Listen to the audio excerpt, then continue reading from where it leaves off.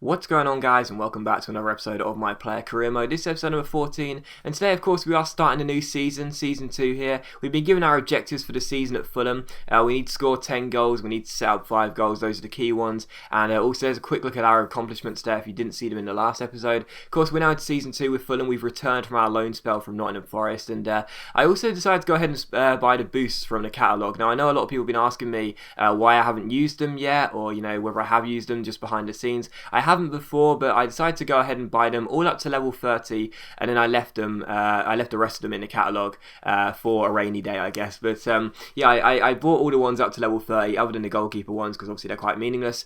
And we'll leave it as it is. We've gone up from a 79 rated striker to an 81 rated striker thanks to those boosts. And I guess the reason I didn't use them is just because I wasn't sure whether you guys would like me to or not. But the general feeling I got from reading the comments after the first 13 episodes were, why haven't you used them? Basically, not please don't use them, but why haven't you used them? So I decided to go ahead and buy them up to level 30. So I've left a few there just in case, but we'll probably go ahead and use them in a few seasons to come. But there you go. We're with Fulham now, and a lot of people have also been asking me whether I'm going to be leaving Fulham. Of course, we had one loan spell at Nottingham Forest. We got promoted from the Championship. We went up as division winners. A lot of people have been asking me whether we can go back to Forest and stay there on a permanent deal. Obviously, you can't really sort of decide where you're going to go and play a career. It's not really up to you. A lot of people have been asking me whether I'm just going to leave to go to another club, a bigger club than Fulham, and so on and so forth. But to be honest, I don't mind staying at Fulham. I'm perfectly fine staying at the cottage. And we'll have to wait and see what happens. But I'm perfectly fine staying here. We've got the same rating as the highest rated striker anyway, which is Mitroglou. So we should be okay to stay, and I think we'll just be able to hold down a first team place, even with a good striker in Mitroglou sort of in our squad ranking, if you will, being the same level as us. But there you go. But we took on Brescia for the first pre-season friendly. Now all 3 pre-season friendlies are in this episode, as I've got a lot of things to talk about in this episode, so you can watch the gameplay as well as I talk about them. But we took on Brescia for the first pre-season friendly, and the first chance fell there, but the second chance would fall here as Brescia give the ball away. It's Mori who's dilly-dallying really. I go in one-on-one with the goalkeeper, ball roll and a nice little finesse past him into the bottom corner. So 36 minutes in to our Fulham debut really, because never actually played a game for Fulham. We went straight on loan to Nottingham Forest. So in our Fulham debut we take the lead just 36 minutes in. A lovely little finish there, some terrible defending, yes, but a nice little finish to make it Fulham 1, Brescia 0. And in the 63rd minute, another good chance for us here as I played the ball in the centre. I offload it towards the run of Steve Sidwell. Sidwell gives it to our left back Kieran Richardson. Richardson keeps hold of the ball, slides it through, good chance here for Carrillo, and he drills the ball into the bottom corner to make it Fulham 2, Brescia 0. So 63 minutes in, and the game was sealed here really. Brescia weren't threatening at all, and I know in pre-season friendlies the result isn't really that important. It's all about getting some match fitness and making sure the players don't get injured, giving the new players a good feel to the club. But even so, it's always nice to win games, and we were 2-0 up here and playing quite well, so very good indeed. In the 76th minute, a good chance for Brescia to hit back though, a really good chance actually, as they play the ball in field, but the shot goes wide of the post and it's still 2-0. So that was a really good chance for the visitors to take a goal home with them to Italy. But in the 89th minute here, as the game was sealed, I win the ball back here with a lovely little challenge. It comes to Kasama, he rolls the ball forward, it's not dealt with, and it falls to Carrillo, who puts the ball into the back of the net. A really good finish to make it Fulham 3, Brescia 0. And after that was how the game finished, because as you'll see here, as we kick off, as Brescia kick off, the referee decides to blow 4 full times. That was the last attack of the game there. So Fulham 3, Brescia 0 was the final score. A very, very easy pre-season win. And a lot of people have also been asking me whether I will be changing the difficulty from world class to legendary. I am thinking about it. I am thinking about boosting it up to legendary for this season, but I'm not entirely sure. The reason being is because anyone who's played player career mode on legendary will know it's just the most tedious thing in the world. Even world class can be tedious at times, but legendary is just absolutely tedious as hell. So I'll think about it, but I'm not sure. At the end of the day, the games are it's funny to say this after a 3-0 victory, but the games are still very difficult on world class, so just keep that in mind. It's not like I'm winning every game and scoring hat-tricks every game. It's still quite difficult, so keep that in mind. I may turn up to legendary, but just know that I don't have to. It's still quite difficult on world class, believe me. But anyway, after that that here, I showed you a look at the squad ranking. We are, of course, with Mitroglou, both on 81 rated. So as Fulham play a bit of a 4-5-1, there's only one striker slot up for grabs, so it'll be kind of hard to sort of outmuscle Mitroglou, but I think I'll be able to do so if we put in some good performances. And here's a look at the squad as well. This is what the squad looks like at Fulham since we've returned, and let's look at my attributes as well. This is what the Fulham squad looks like, and I don't really know whether we are going to be looking for a new club, because to be honest, this squad is actually quite decent.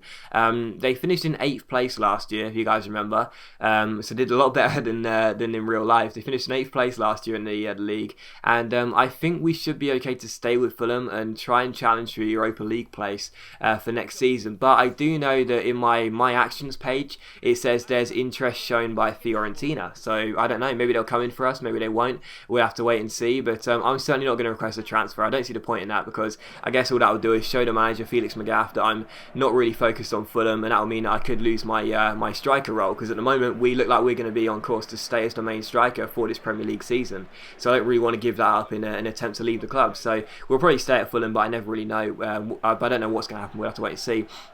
But we took on Eintracht Frankfurt for this game here, the second pre-season friendly, and we almost took the lead directly from kick-off as we came forward here, but unfortunately the shot was well saved by the goalkeeper, and it was still 0-0, so almost a shot, well, not a shock lead, but almost a surprising early lead there, but still 0-0. In the 8th minute here, the home side almost scored a very bizarre goal. The shot was taken there from a very tight angle, almost caught Stockdale out there, it hit the post and hit Stockdale on the back of the gloves, but just went into the side net, so that was a very relieving moment for our goalkeeper there, but thankfully it was still 0-0. But in the 42nd minute, a good chance for us to take the lead here.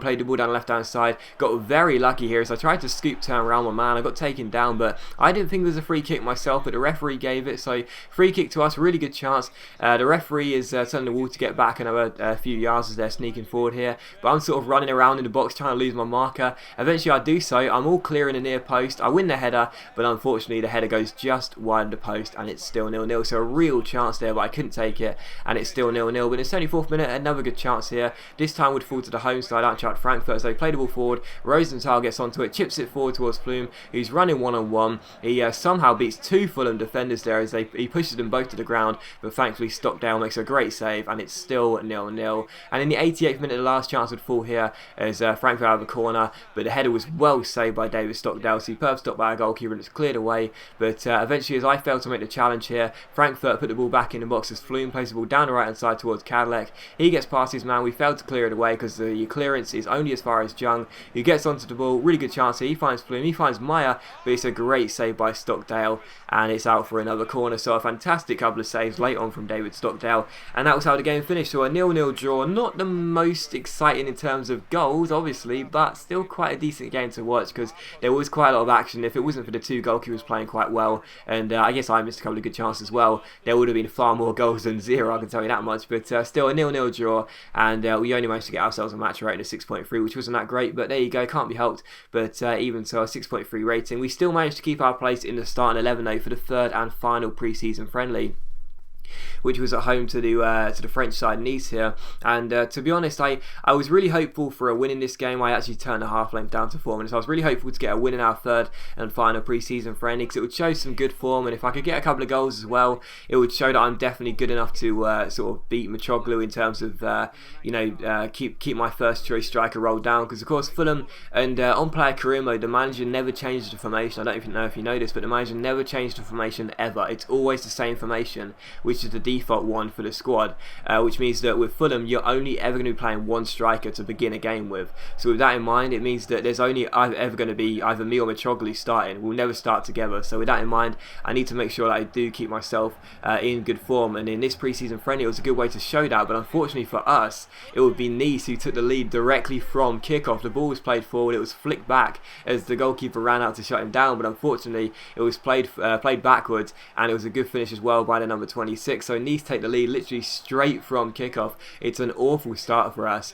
and it is not the start we wanted in this not a must-win game, but for me quite an important game to be honest. But straight from kickoff we'd have a chance ourselves as I get the ball towards Kasami. Kasami gets onto it here. I'm trying to get past my man, but it's the ball's played down the left hand side here towards Kakaniklic. He rolls the ball forward, Kasami gets onto it, he shoots, but unfortunately the goalkeeper makes a good save, and it's still 1-0 to the away side Nice here, so still 1-0 to the visitors. But in the 9th minute, a good chance here from a corner. I'm running around trying to lose my marker, but the header comes in. It's put in at the far post by Boateng. Very good finish, really under pressure, but it was, well, I was going to say under pressure. It was more like a tight angle than under pressure, but even so, good finish, and it's 1-1 here. We're back on level terms, but just a few minutes after that here, Nice come forward once again. Number 14 gets on the ball, swings it across, and again, it's another finish by the number 26, who's all alone in the box, and he makes it Fulham 1, Nice 2. So unfortunately, the visitors are back in front in this game, and it's the number 26 once again as he backflips over the corner flag to celebrate here as the away side take the lead once again. As Stockdale is beaten for the second time, so Fulham 1, Nice 2 with half an hour play. But in the 42nd minute, a good chance for us to get ourselves our second goal and go back on level terms. Kakarniklic gives me the ball down the left hand side. I take on my man, nice little piece of skill here to get around him, cross the ball in towards the centre, free header for Steve Sidwell, but unfortunately he puts it wide, and it's still 2-1. So that was a real chance there, but he couldn't finish it, and it's still 2-1. But at the 68th minute, another good chance here. Matthew Briggs goes down the left hand side, keeps holding the ball, swings in across towards the far post. It's controlled by Williams, gets past his man, finds Kasami, but unfortunately the goalkeeper makes a good save, and it's still Fulham 1, Nice 2. So we just couldn't seem to find that second goal and the equalising goal. But in the 77th minute, I roll my man, go down the right hand side here. Really good chance as we play the ball forward towards the run of Boateng, the goal scorer. He keeps hold of it, rolls it infield towards Kasami. Kasami sees the run of Richardson out wide, Carrillo out wide, gets onto the ball, crosses the ball in, and Kasami wins the header and puts the ball into the back of the net. So a great header by Kasami. It's Fulham 2, Nice 2, and we do go ahead and score the equalising goal, and that was how the game would finish. So a 2-2 draw. Disappointing not really to be directly involved in either of the goals, but even so, a draw is better than a loss, obviously, and we'll have to take that. 3 pre-season friendlies gone, 2 draws and 1 win. I guess it's better than nothing. But as always, guys, we thank you for watching the video. I really have enjoyed it. If you have enjoyed the video, please leave a like, and I'll see you for the next episode of my player career mode very soon.